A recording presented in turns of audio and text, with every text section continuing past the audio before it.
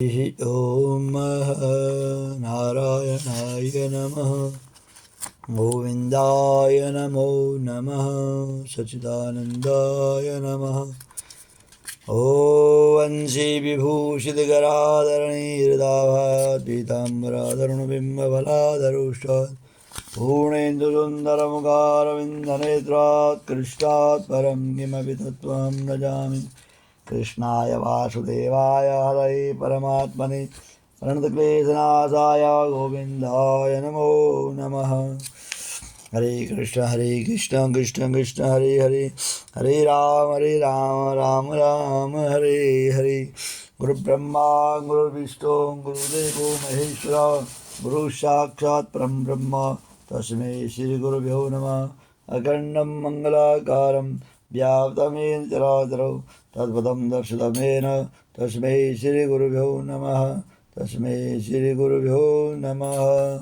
बोले श्री कृष्ण गोविंद हरे मुरारी, हे नाथ नारायण वासुदेव। श्री कृष्ण गोविंद हरे मुरारी, हे नाथ नारायण वासुदेव। श्री कृष्ण गोविंद हरे मुरारी, हे नाथ नारायण वासुदेव। गोविंद गोविंद हरे मुरारी, हे नाथ नारायण वासुदेव।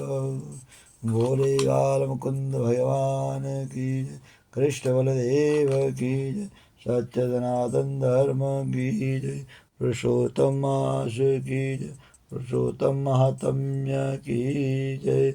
ओम नमः पार्वतीपते हर हर महादेव। आइए पुरुषोत्तम मास का 30वां अध्याय, 2 अध्याय हमने कल सुनाए, आज 30वां अध्याय और इसके बाद एक अध्याय 31वां। और कल सोमवती अमावस्या है और कल पुरुषोत्तम मास का समापन दिवस भी है।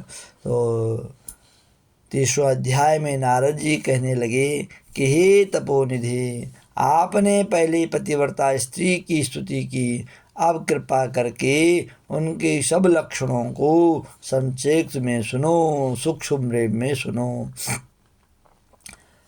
सूजी कहने लगे, हे ब्राह्मणों, नारद जी के इस तरह पूछने पर श्री नारायण बोले, हे नारद सुनो, मैं पतिव्रता स्त्रियों के उत्तम लक्षण कहता हूँ। पति कहते हैं, पति चाहे कुरूप हो या स्वरूप हो, चाहे श्रेष्ठ स्वभाव का वाला हो या रोग से युक्त हो, या पिशाच क्रोधी हो या मद्य पीने वाला हो, या मूर्ख हो या दुर्बुद्धि हो, या गूंगा हो, अंधा हो, बहरा हो, भयंकर हो, जैसा भी है पति के मन को आनंद देवें। सास ससुर विशेष करके अपने पति की भक्ति करें, धर्म के कार्यों से अनुकूल रहे और द्रव्य का संचय करें, जो सदैव घर के काम धंधे में समर्थ हो, आसन भोजन दान समान मधुर भाषण, इसमें हमेशा घर की मुख्य स्त्री को चतुर रहना चाहिए।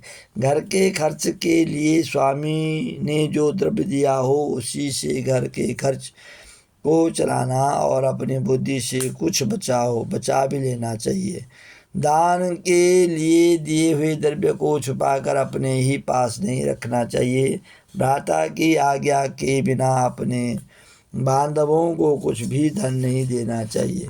दूसरे से बोलना नहीं, संतोष रखना, या सब पतिव्रता के लक्षण हैं।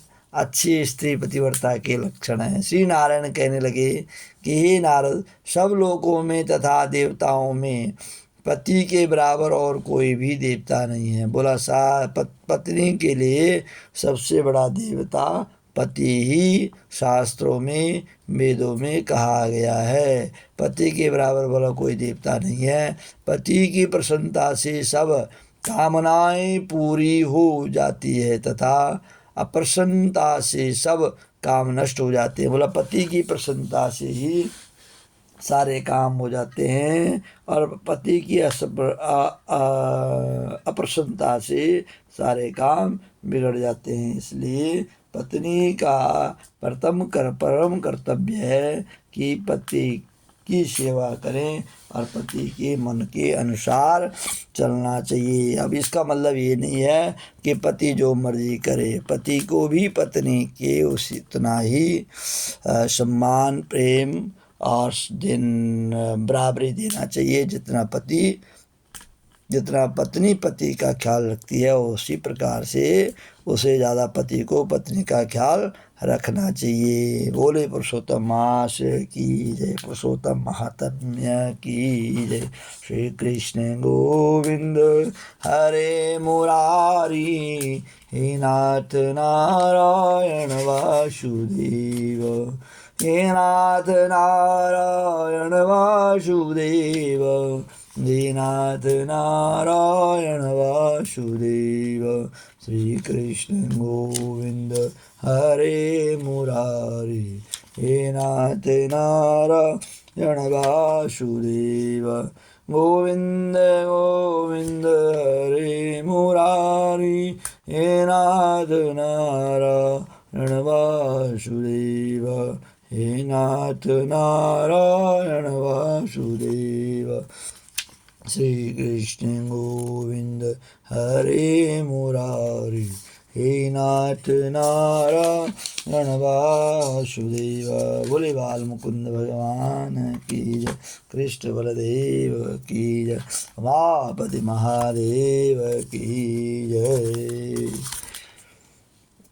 और 31वां अध्याय। सूत जी बोले, हे विप्रों, इस तरह नारद मुनि पतिव्रता स्त्रियों के धर्म का वर्णन सुनकर के कुछ थोड़ा सा और पूछने के लिए बोले। नारद कहने लगे कि हे बद्रीपते, आपने सब दोनों से उत्तम काशी का संपुट कहा, सो कारण इसका विस्तार पूर्वक मुझसे कहिए। श्री नारायण बोले, हे ब्राह्मण, इस व्रत को पहले एक बार श्री पार्वती जी ने किया था।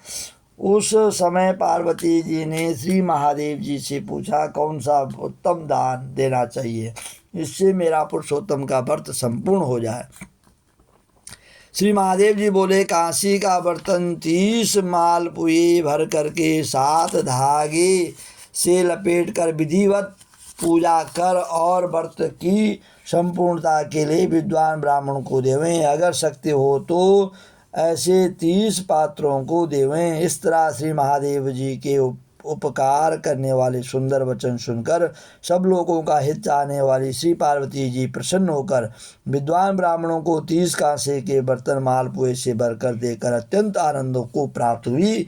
सूजी कहने लगे कि हे विप्रो, इस तरह श्री नारायण जी के अमृत समान वचन सुनकर श्री नारद जी अत्यंत तृप्त होकर के बार बार नमस्कार करके फिर बोले, पुरुषोत्तम मास सब साधनों में श्रेष्ठ है। मैंने सब महात्म्य सुनाया है, ऐसा ही निश्चय किया जिसके सुनने मात्र से भी भक्ति से मनुष्यों के महापाप का नाश हो जाता है। यदि श्रद्धा और विधि से किया जाए तो कहना ही क्या, मेरी बुद्धि से ऐसा ही प्रतीत होता है। इससे आगे मुझको और कुछ भी सुनना बाकी नहीं रहा, क्योंकि मैं इस कथा रूपी अमृत से अत्यंत तृप्त हो गया हूँ। इसके महात्म्य सुनने से श्री गंगा स्नान के समान फल प्राप्त होता है।